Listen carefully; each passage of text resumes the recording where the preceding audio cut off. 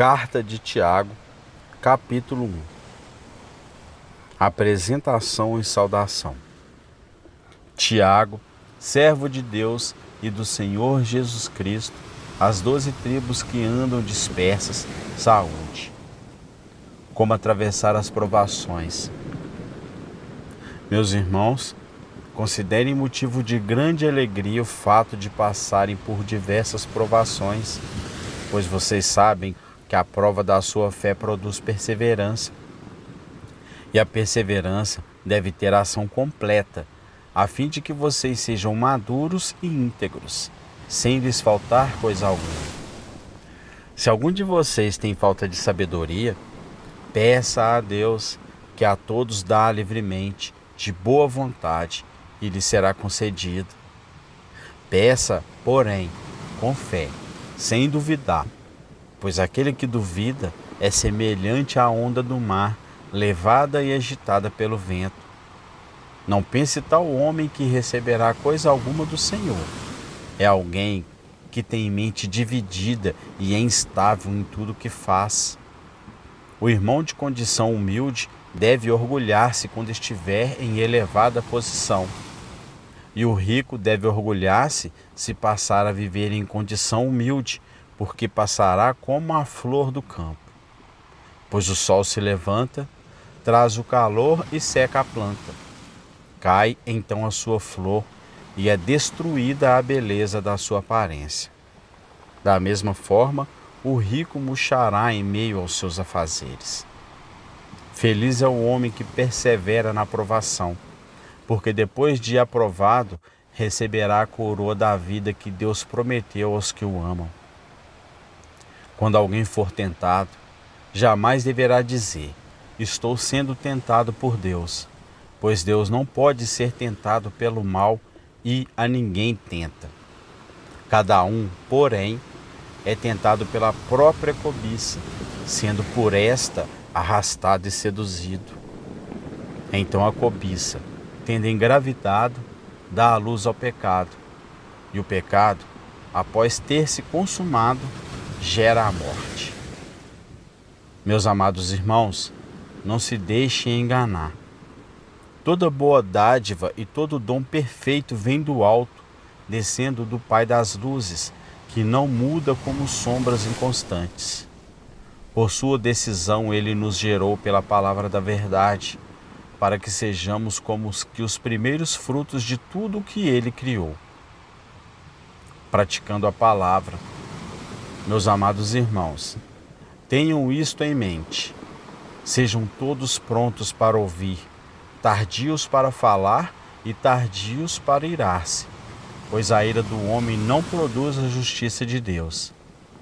Portanto, livrem-se de toda impureza moral e de maldade que prevalece e aceitem humildemente a palavra implantada em vocês, a qual é poderosa para salvá-los.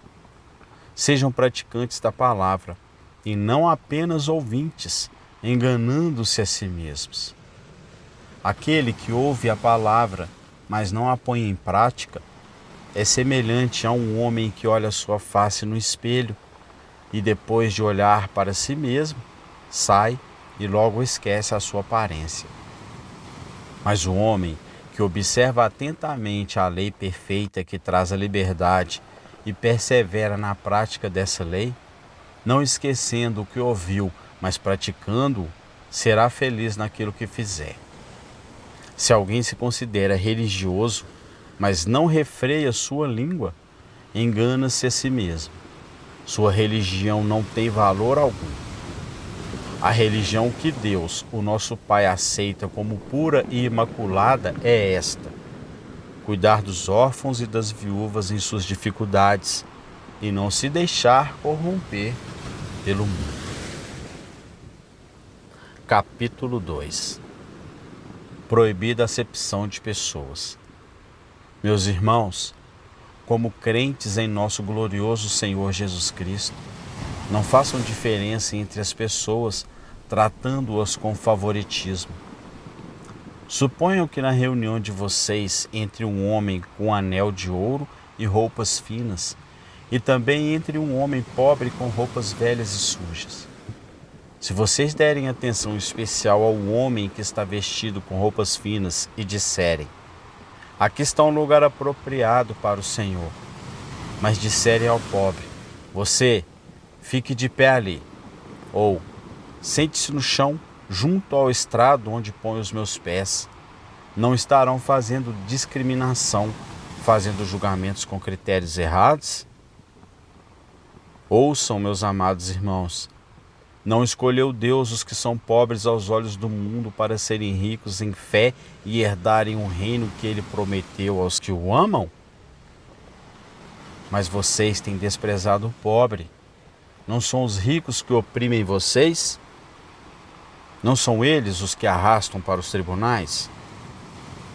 Não são eles que difamam o bom nome que sobre vocês foi invocado? Se vocês de fato obedecerem à lei real encontrada na Escritura que diz: ame o seu próximo como a si mesmo, estarão agindo corretamente. Mas se tratarem os outros com favoritismo, estarão cometendo pecado e serão condenados pela lei como transgressores. Pois quem obedece toda a lei, mas tropeça em apenas um ponto, torna-se culpado de quebrá-la inteiramente. Pois aquele que disse: não adulterarás, também disse: não matarás. Se você não comete adultério, mas comete assassinato, torna-se transgressor da lei.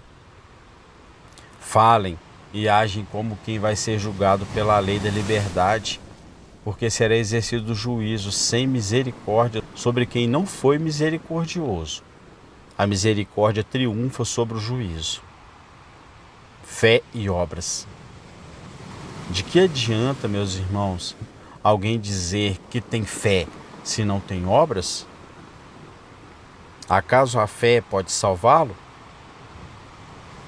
Se o irmão ou irmã estiver necessitado de roupas e do alimento de cada dia, e um de vocês lhe disser: vá em paz, esquece-se, aqueça-se e alimente-se até satisfazer-se, sem porém lhe dar nada, do que adianta isso?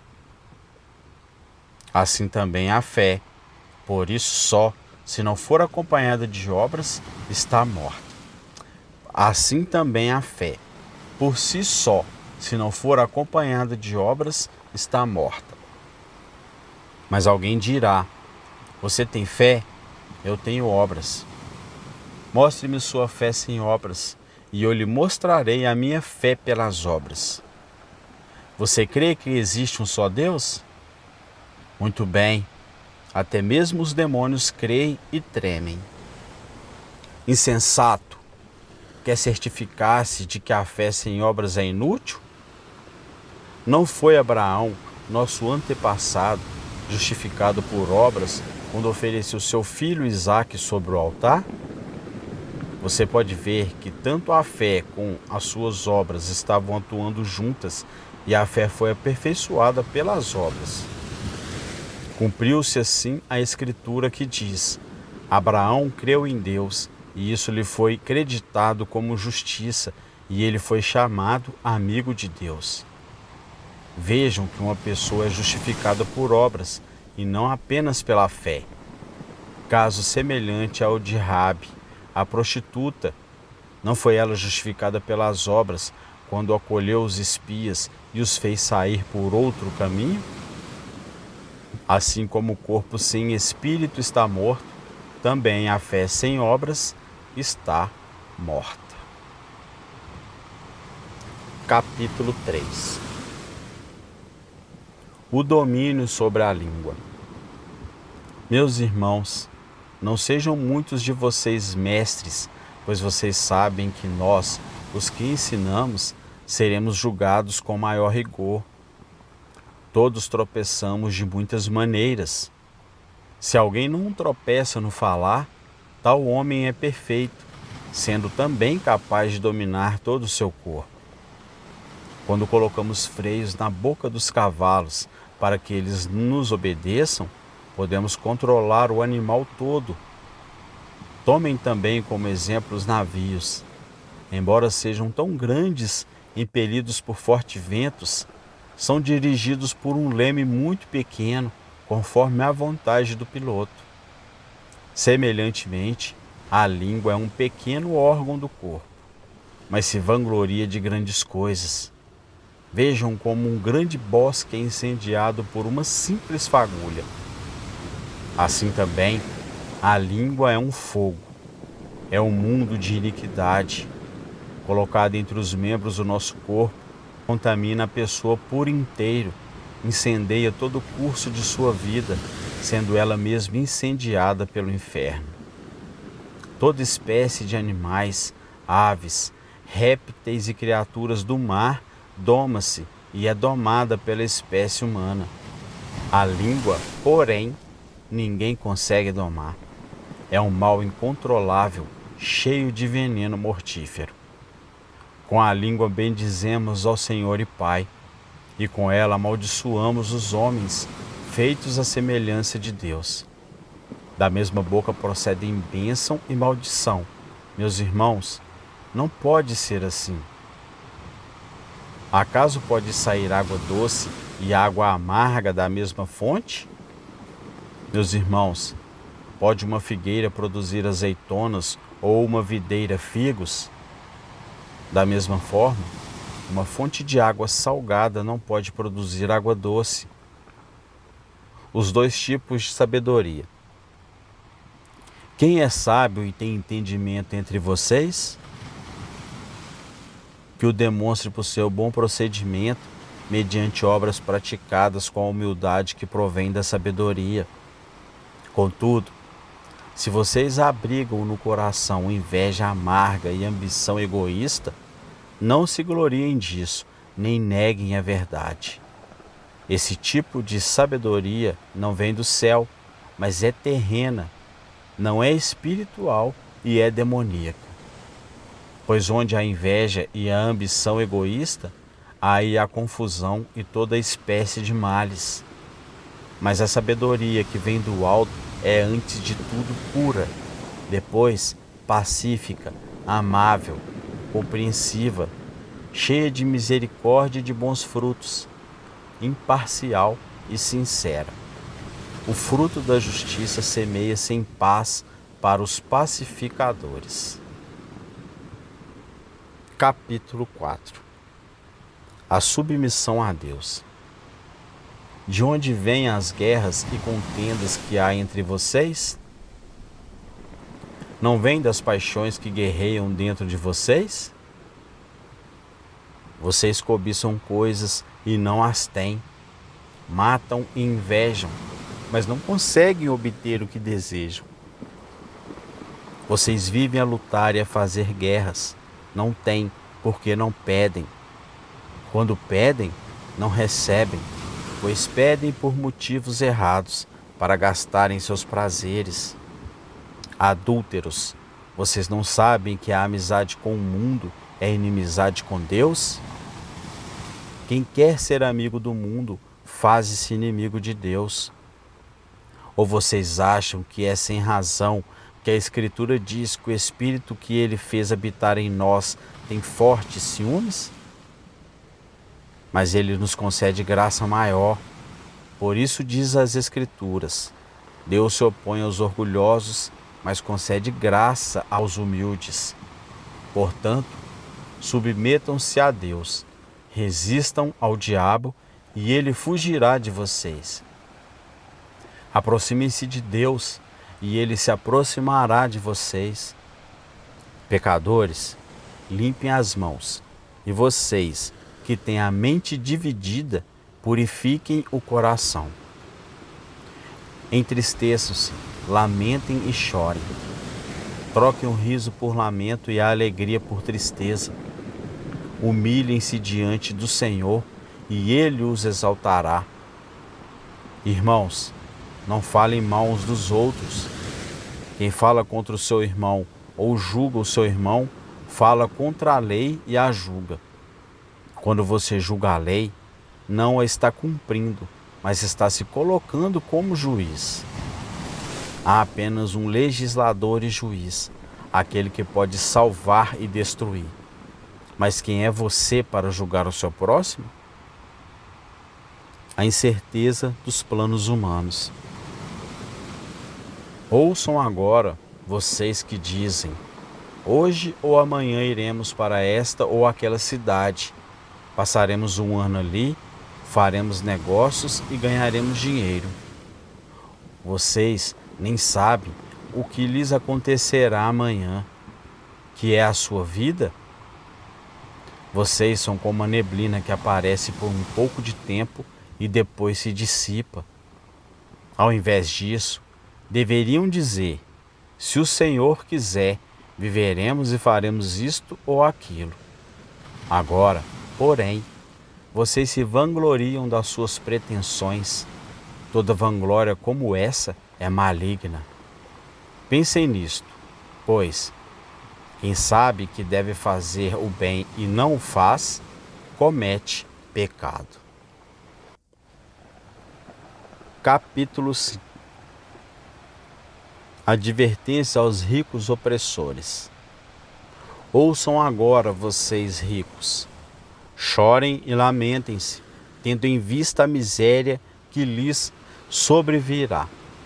A riqueza de vocês apodreceu, e as traças corroem as suas roupas.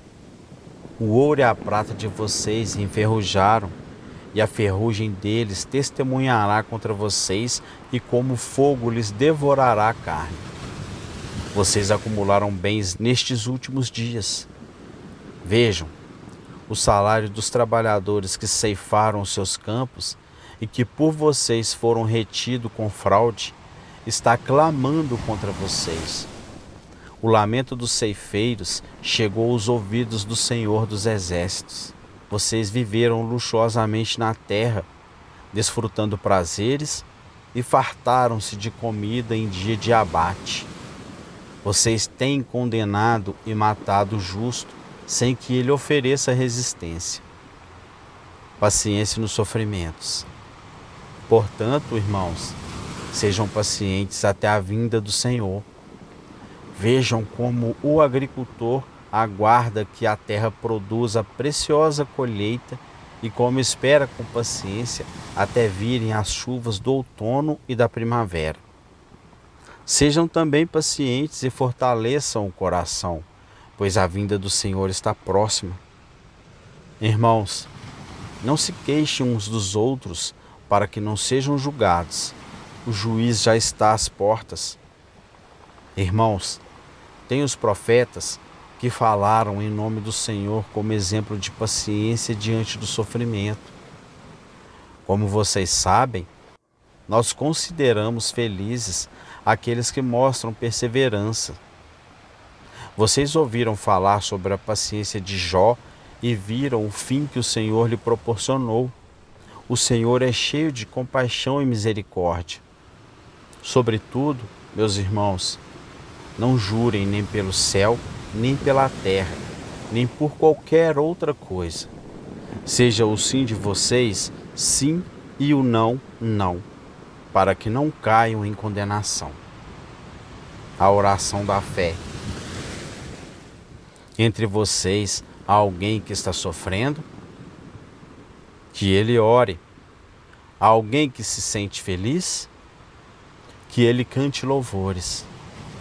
Entre vocês há alguém que está doente? Que ele mande chamar os presbíteros da igreja, para que estes orem sobre ele e o unjam com óleo, em nome do Senhor. E a oração feita com fé curará o doente. O Senhor o levantará. E se houver cometido pecados, ele será perdoado. Portanto, confesse os seus pecados uns aos outros e orem uns pelos outros para serem curados. A oração de um justo é poderosa e eficaz. Elias era humano como nós. Ele orou fervorosamente para que não chovesse, e não choveu sobre a terra durante 3 anos e meio. Orou outra vez, e o céu enviou chuva, e a terra produziu seus frutos. Meus irmãos, se algum de vocês se desviar da verdade e alguém o trouxer de volta, lembrem-se disso. Quem converte o pecador do erro de seu caminho, salvará a vida dessa pessoa e fará que muitíssimos pecados sejam perdoados.